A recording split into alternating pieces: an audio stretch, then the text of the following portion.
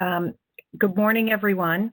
And as Jimmy said, I'm Carolyn Thomas. I'm the Child Nutrition Consultant at the Macomb Intermediate School District.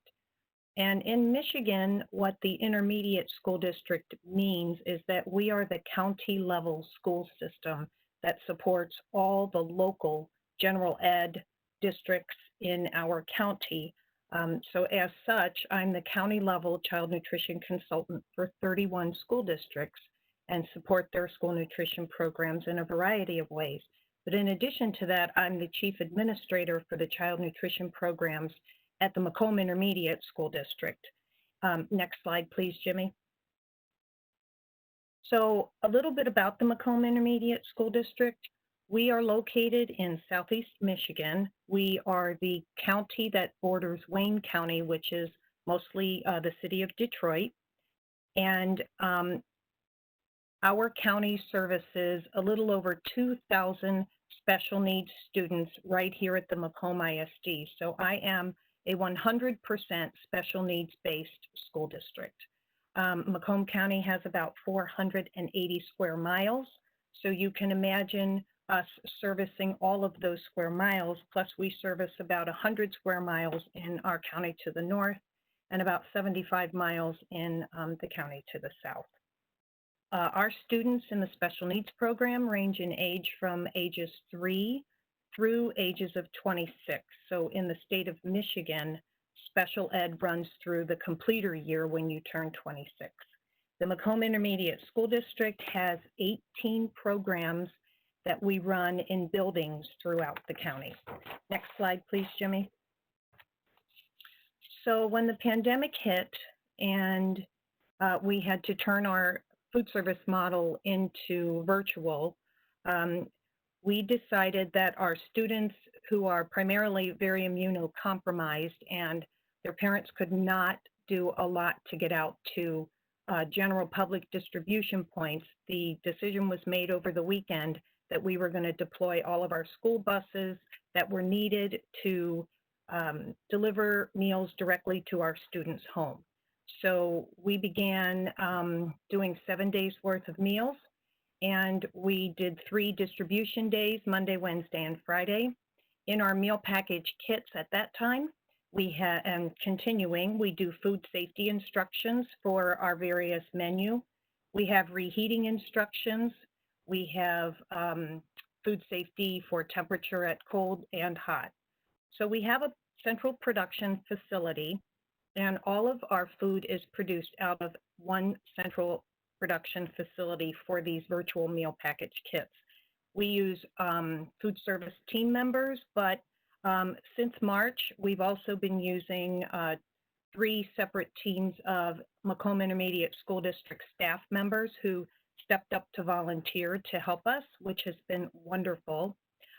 I made the decision and chose 7 of our school buildings to become what we call our food hubs. So we have thermal coolers that keep everything cold for up to 20 hours, but those go out on 7 different buses out of the central production facility, and they go to the buildings. So once they get to our buildings, we have food service teams in all of the 7 buildings that take the meals when they come in, and they redistribute them based on the individual bus routes that are going out of those buildings.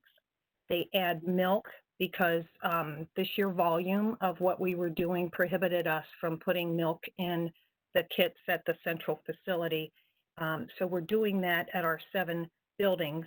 We're adding delivery slips, we're adding count sheets for the drivers, and then we have nearly 100 buses divvied up by the buildings, and they go to those buildings and they pick up the meals. They also pick up curriculum packets and other instructional materials as needed to go home to our students. We have additional empty thermal coolers at all 7 of our buildings that allow us to redistribute our meals and add the milk and keep everything in a thermal cooler as it goes out on the bus routes. We partnered with the dairy industry And here specifically, I partnered with the United Dairy Industry of Michigan, and they were a very gracious partner and donated over 150 thermal coolers to our program. I purchased 200, so we have 350 coolers that are part of this process. Each one of our buses has a, next slide please, Jimmy. Each one of our buses has a driver and an assistant driver, and the assistant might be a bus driver, it might be a transportation assistant, but in many cases, it's an MISD staff member who has volunteered to step up and be a part of this. And for our students, it is critical for them to have some sense of normalcy, and just seeing their school bus come down the street, and sometimes their teacher is on the bus, sometimes their paraprofessional is on the bus. It's just been a very good constant for our special needs students.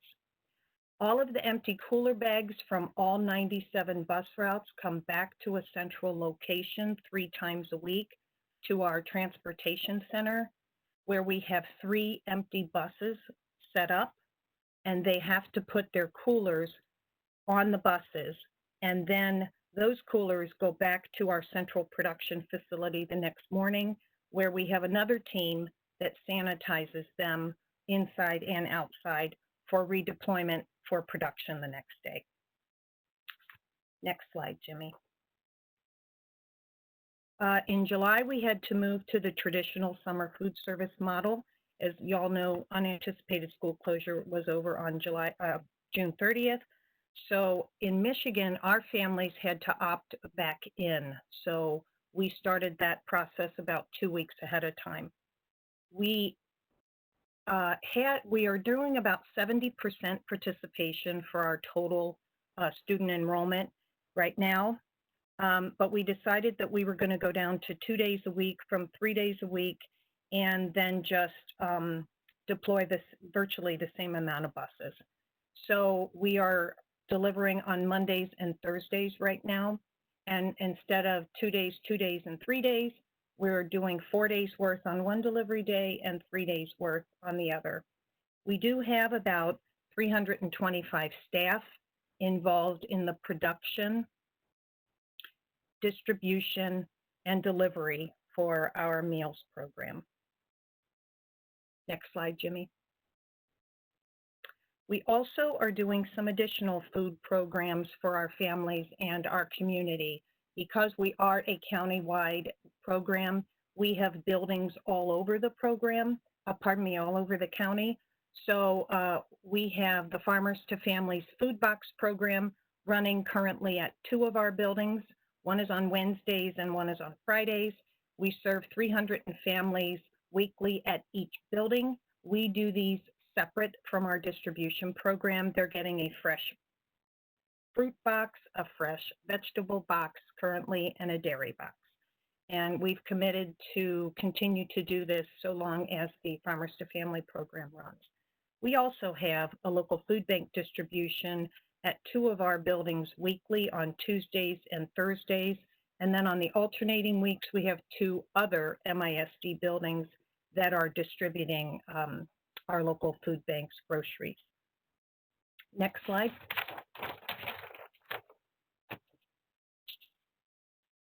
So in conclusion, I want to tell you what our back to school service model is. We are scheduled to go back to school 2 weeks from yesterday, and we don't have any final decision in stone what our models are going to be, but we are planning to offer 2 models. We're going to have in-school learning 5 days a week, and for those students, we are going to offer meals in the classroom only. So we're switching to that. We are also going to have our virtual learning model, so parents will be able to opt out of sending their kids to school. And in the virtual learning model, we are going to continue to deliver meals directly to our students' home, and that's going to be 2 days a week. But because we're moving back to the National School Lunch and School Breakfast program, we're scaling back, and we're giving 5 days worth of breakfast and lunch to those students. We're going to use rosters on our bus routes with our students' names in order to make sure we're getting the correct benefit eligibility status. And any money for students will be sent directly to the school. We've made the decision that we will not be taking any kind of cash or check or credit payment on our buses. So we will see how it goes. So last slide, please, Jimmy. I would like to tell everybody that for us, what has worked is there has been two very key strategies in order to make a program like this work, because it is a very large logistical undertaking. And as families continue to opt in, you have to let them opt in. If they opt out, you have to let them opt out. So we had a twice a week update of all of our routes and students, which we will be doing into the school year. But working with your transportation director is absolutely crucial to get all of this worked out. And I have an excellent transportation director that we work with. And the other thing is just to keep the communication lines completely fluid and open with your buildings, with your administrators, and with your families. So that has worked very well for us. And the last thing I just want to share with you all is we have had a county level partner. Our community action agency has just been very, very helpful for us. And in turn, we have posted their banners at all of our buildings and many of the local district pickup sites so that families in need will also get support from the community agency.